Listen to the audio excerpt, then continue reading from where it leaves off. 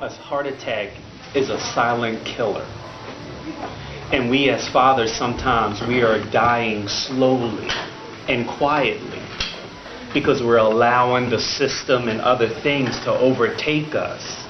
And sometimes we don't ask for help, but we're slowly but surely, they call it when muscles lose its power, they call it atrophy. So what they're doing is what happens is we slowly but surely getting sucked away, and we're not good for even our kids.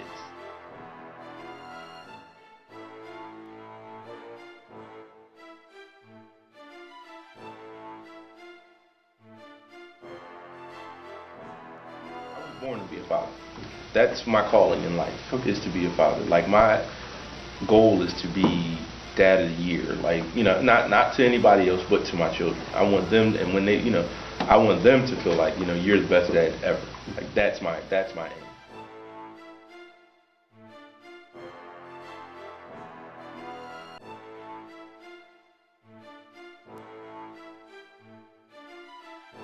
If I ever could hear her tell somebody else who was the most influential person in her life, my dad. That's the person I go to for whatever. I want her to be able to talk to me about anything, except for one topic. But yeah, I want her to be able to talk to me, even if she like a boy. You know what I mean, she like me. She, you know, Dad, I'm feeling this dude. I want to be able to talk to me about that. I mean, you go further than that, or you got to talk to your mom.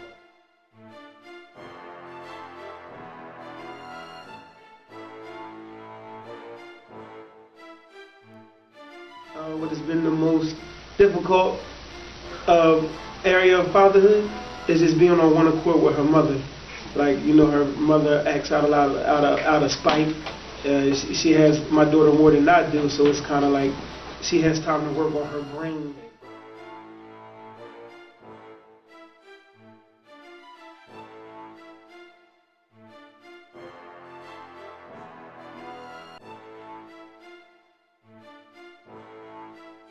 It's a war going on out there. The wars, you know, we got to protect their minds.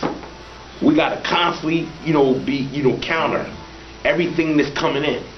You know, you want a Michelle Obama as opposed to a Nicki Minaj as a child, or Rihanna, or Beyonce. But how much information is they getting about Nicki Minaj's?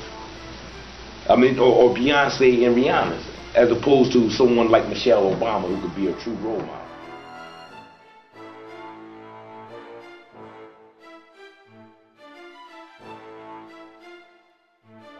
I only have one son, and I waited until I was married to have one.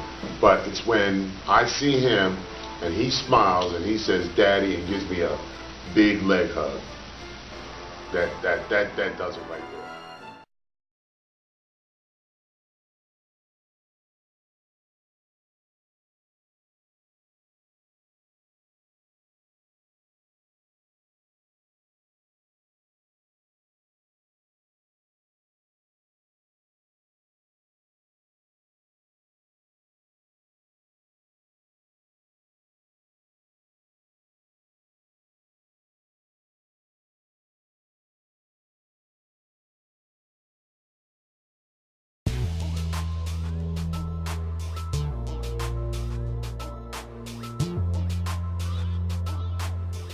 I mean, I'm a little disappointed because I think as neighbors, we should all care about our community and where we live.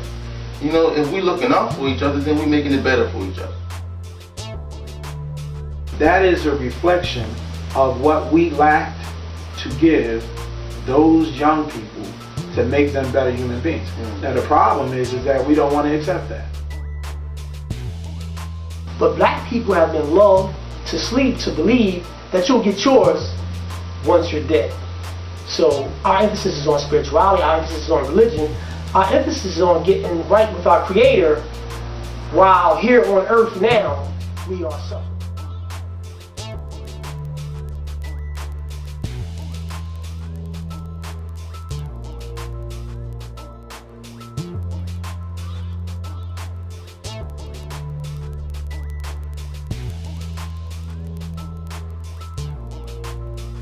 My name is Joel Austin. I am President and CEO of Daddy University. I am also the Executive Director of the School of Parent Education. Daddy University has been in business for 10 years. We've started small and worked our way up as a grassroots organization. We started with a group of males, and now we run a fatherhood group in the city of Philadelphia, a large fatherhood group in the city of Philadelphia, along with other events and activities. And where is that fatherhood group in Philadelphia? We're sponsored by the West Philadelphia YMCA. We run the Fathers Club. It is an 8-month fatherhood workshop and class. It's at the West Philadelphia YMCA, 52nd and Chestnut, every Tuesday evening from 6:30 to 8:30 p.m. Our curriculum is the 24/7 Dad AM and 24/7 Dad PM from the National Fatherhood Initiative organization. I'm a facilitator. I also have a fantastic co-facilitator, which is Sabir Alim, and with ourselves, our personal experiences, our professional experiences, and the curriculum, we guarantee success.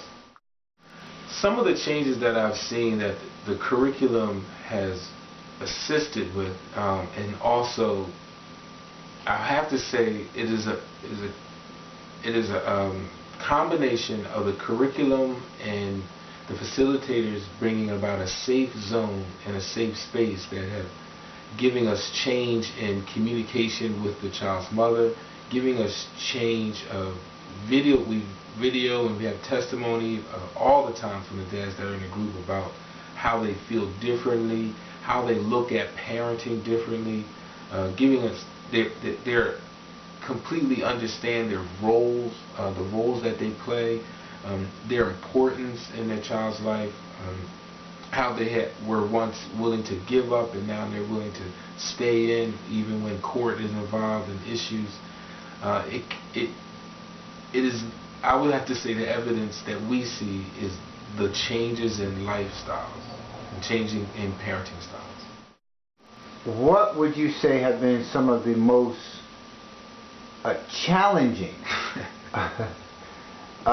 conditions that the fathers have had to face? I find a lot of males don't understand. They have met someone, they have loved someone, and even in a lot of cases married someone, moved that person in, and then somehow, some way it didn't go right, and now they are absent of that person and absent of the child, and their house was somehow broken and cracked, and they have no idea sometimes what went wrong or how to fix it.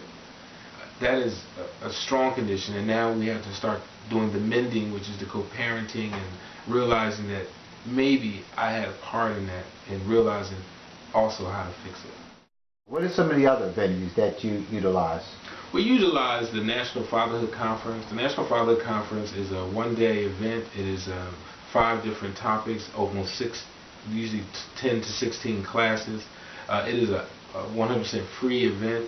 There are vendors there, resources, social services there. There are credit clinic, educational clinics, expungement clinics, legal clinics, talking to lawyers to try to get the holistic point of view. We have classes on parenting, but we also have classes on asset building, money management, which has an effect on parenting, healthy relationships, communication, all of these things that have an effect on parenting or effect on the person. I find parenting, just like the others that are with me, to be a prevention technique, tool, and an intervention tool at the exact same time. If we can get some change in the males, we're most likely to get change in their daughters and all their sons. The conference is one of the mainstays for that. For all the people that come, 8 different states, it's an awesome event. We also use family gathering events. We have a daddy-daughter dance on that same night that kind of brings the dads together to show the importance of the engagement, the importance of romance, the importance of love, and to be able to show it instead of just talk about it. Fathers set standards in their daughter's life, and we have to set a certain standard so we want the other person to reach that standard. Plus, the father-daughter relationship is the only relationship I know in the world that I can guarantee you will last you a lifetime with another woman. And this year, we have the mother-son dance to do the exact same thing. Fathers show their daughters how to date, what dating should look like, what a relationship should look like, and mothers do the exact same. They're showing their sons how to date, how to romance, how to connect, how to talk, and how to really, really understand and trust the other gender.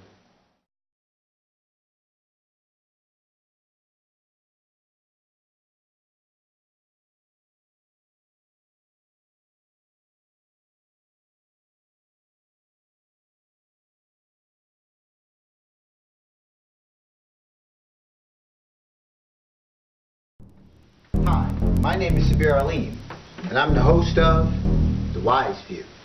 The Wise View is a show that addresses community concerns. Those concerns are addressed by a group of men. Men who are actively involved in their community. Men who are seeking to bring about change within the community. Men who have no fear whatsoever of confronting those issues, because we know that if we don't make changes right now, that our communities will continue to deteriorate. Most importantly, you need to understand this. This show is straight from the hip, raw, uncut, no barriers, no restrictions. That which you will find in many other shows. But we're going to tell it like it is right here. And not only are we going to talk about those concerns, we're going to provide solutions. So see, me and my crew, we make it do what it do. Join us for The Wise View. Let's go.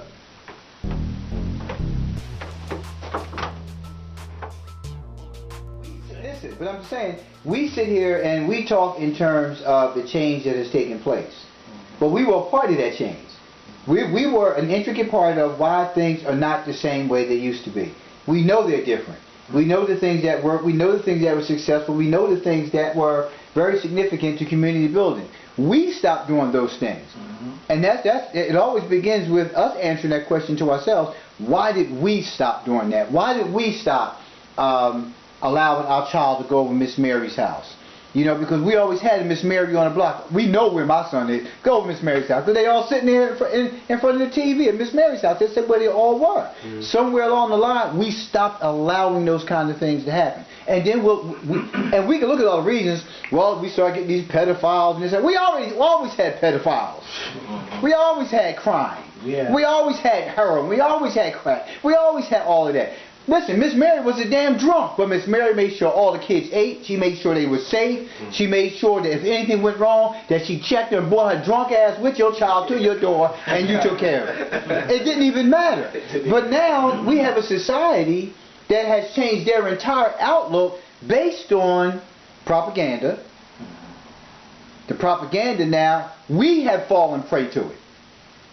We have gotten away from our own value system, and we've fallen prey to propaganda and allowed propaganda to dictate and define who we are. So there's another part of our struggle. What grandmom taught us, what mom taught us, what Uncle Frank taught us, what Aunt Mary taught us, and now we're propaganda. So we get caught up in all that. It seems like sometimes we lose sight of who the hell we are, and we adapt to whatever it is the propaganda tells us to do. Some of that is just... some of that is just ease also and comfort. Like, I really don't feel like going way over to Miss Mary's house for food. I can, right here, right now, I can pick up a cell phone and get fried chicken, collard greens sent to me. Like, some of that is ease and comfort. Do I really feel like going through all this, or can I just, the ease and comfort, I could group meet Shakur right now. Like, we could video chat right now. I went downstairs the other day, my son was doing Xbox, and I was like, you know what, I used to have to go to my friend's house, and he was on the headphones like, I'm playing my friend right now, and I was thinking, damn, so he don't even have to, and to them that's companionship and camaraderie, because of the headphones, 2 or 3 of his friends, through his headphones, they can hear and see each other. So we only had 2 controllers, and you had to go over someone's house to, you know, to Atari, or you only have to. So technology really has helped me relax me and say it had made me lazy enough to say, to compare what's more important. Is it my comfort of me sitting on this beautiful couch watching TV, or do I actually feel like going way over to, I live in Germantown, to Southwest Philly to go to the fish fry when I already have. So now I have, before we didn't have much to weigh it. There was no way. You got to go to the annual fish fry. Like, that's. But why do we allow it to stop? See, that becomes the question. I think that a part of it back then was we had a great acceptance of each other no matter what. I mean, you said Aunt Pearlie, whatever her name was, the drinking one. Mary. I'm married. You must have had an Aunt Pearlie. You didn't have a Mary? Everybody has a Mary. But, you know, one thing I remember about all of us eating at my grandmother's house, you know, we didn't like when Uncle Bob got drunk, but he was there. And we had to accept He was that. accepted, right. And he was accepted, you know what I mean? A lot of times now, you know, people are so judgmental and they say, I can't go over there and be with them, you know, because they do that and all that kind of stuff like that. So And that, distasteful. yeah, exactly. And it's not to your taste. And a lot of times you back off and say, nah, you know, I ain't going to get down with that now because I'm this. You know, so, you know, if you're really going to be family, you got to be able to accept some unsavory things about to the side. what people that people we marry, their families, we deal with. I have to deal with because that's her family. Whereas, unfortunately, I've given up on my friend because every time I'm around him, he keeps asking me for money. But then on her family, I'm like, well, here we go again. I deal with it because of the obligation, the obligation and the greater good, and the love, and the love. But you're absolutely right. I mean, it's a hurt piece, but some people have not. I find some people tell me, see, my family, my mom came from 8 and my dad came from 6, so that's it. Like that's all you know. And they came from family, so they came up. One chicken gonna feed 20 people. You know, we just had that whole. It's always a pot. Well, get off that extra wing. That's not what's in the pot. Right. But they'll, you know, 1 pound of beef. It be stretching, you're always stretching. So it was always you want to make it work. So my family's kind of like that too. But well, mom left the house, but you were supposed to live in it, but then you didn't come see mom when she was sick. And then I'm finding it seems so small that y'all breaking. Like it's almost not. It's not murder. It's not rape. It's like, well, I thought that I could live in dumb stuff. Like it's usually houses or what kind of even money or your son. And my son got together, and then your son got my son. I don't know. It's just it be dumb stuff. I don't go over it. Everybody else knows. We've heard this story at work or something. I don't go around them anymore because. And when I hear the because, it's not good enough for me. Like, right. Like that's it. It just seems as though you know what I mean. The most minuscule thing. It's. And don't get me wrong. Sometimes it be issues. Sometimes it be issues. When Uncle you always sit on his lap, that's an issue, man. But backwards. just went to jail. but then it's. I'm gonna say that again. I don't hang around them no more. Not around them no more because, and after that, because is not good. Personally, for me, I don't see the depth in that. Like that's not good enough for you not to hang around. But it has to be a certain uncle. It has to be a certain amount of conversation to help people sort through that because. You feel what I'm saying? I mean, because, you know, often, you know, again, it's my own personal experience. The boy that murdered, like, the little kids in school, he just went in and shot up all the little kids. And the woman was on the news the next day saying she forgave him. So, and forgiveness has to be a part of that food or table that you're talking about. It has to have certain things there. It's just, I just don't come here because I got to eat the food and I ain't carrying good food. My wife cook like a champ. I come here for other things other than just that. So, you know, when my son got killed, forgiveness was, I had to grow to a point of forgiveness. I wasn't forgiving the boy right away. He was my son's best friend. I mean, they cool like that. You gonna turn around and shoot him, and you just didn't shoot him once. The first bullet hit his leg, which made him fall. You stood over him and put the other 5 or 6 in him.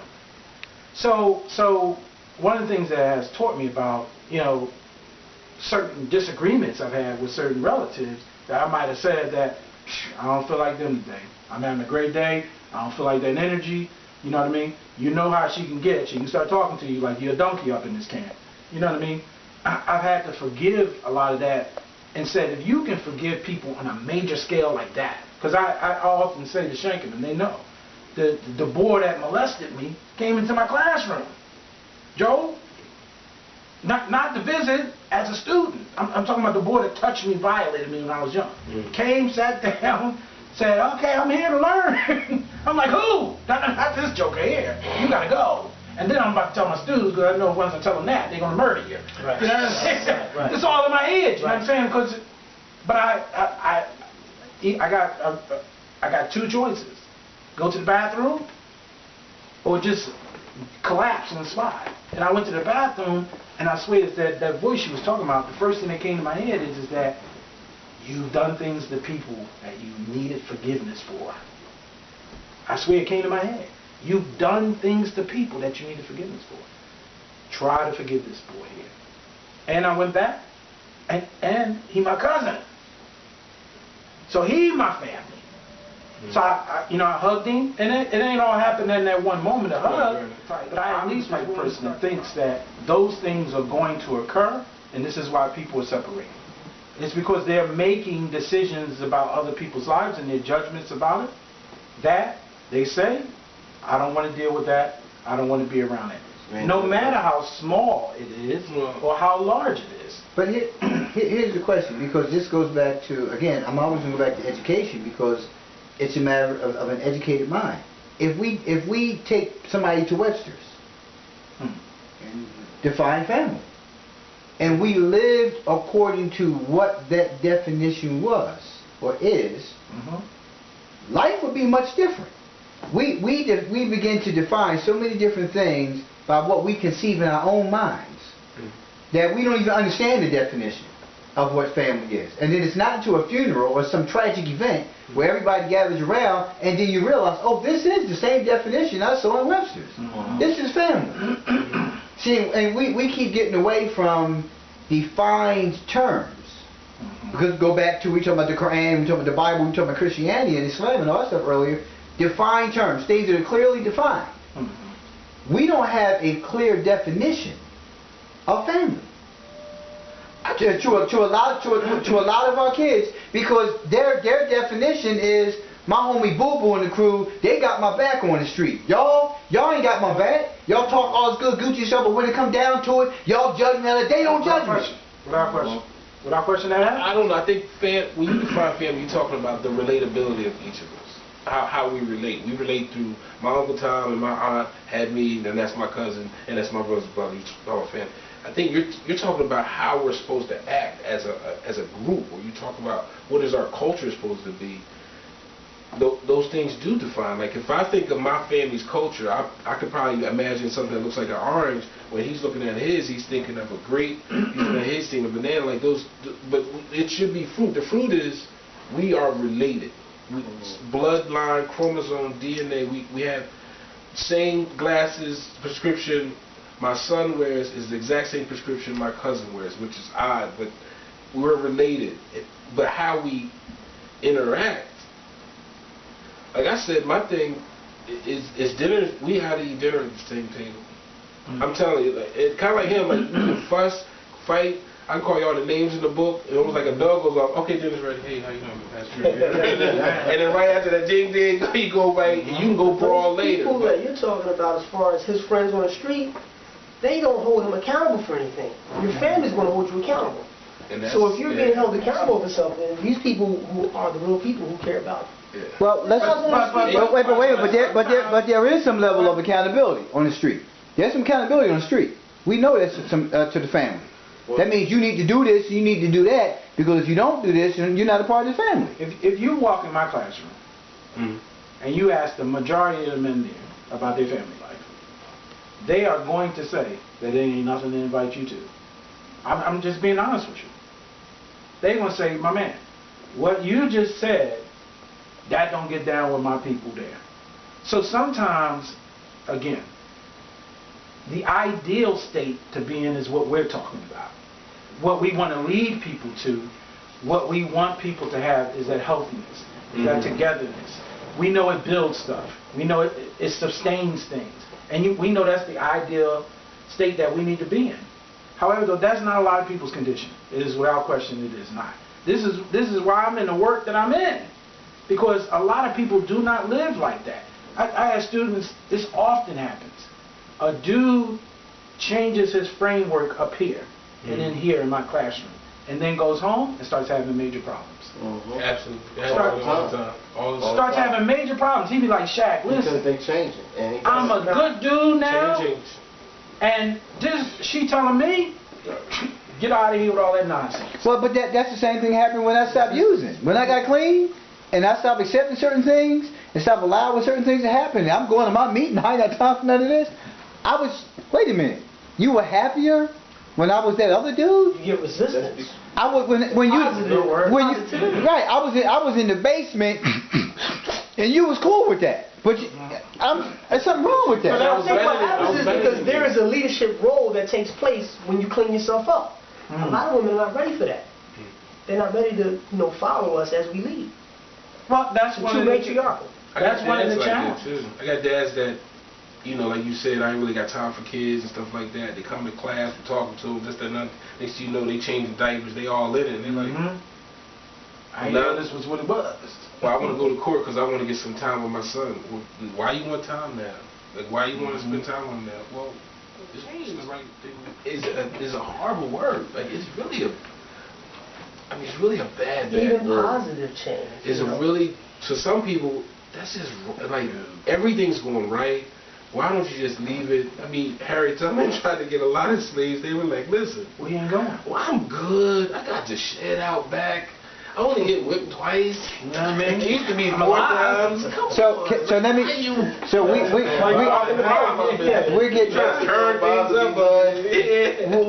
we're getting near the hour. There's two things I want to do. One thing I want to wrap up this with daycare and gender. People would take a little girl to a daycare center. Most daycare centers you go to, they are predominantly serviced by women. Pretty true. Now, a lot of mothers and fathers won't take their daughter to a daycare center that has males as service providers. But we take little boys anywhere and drop them off, no matter who works there. At 13, I was engaged in sex with a 22-year-old. Best thing since sliced bread for me at the time, but I saw how it impacted my sexuality later. And I understand today it was rape.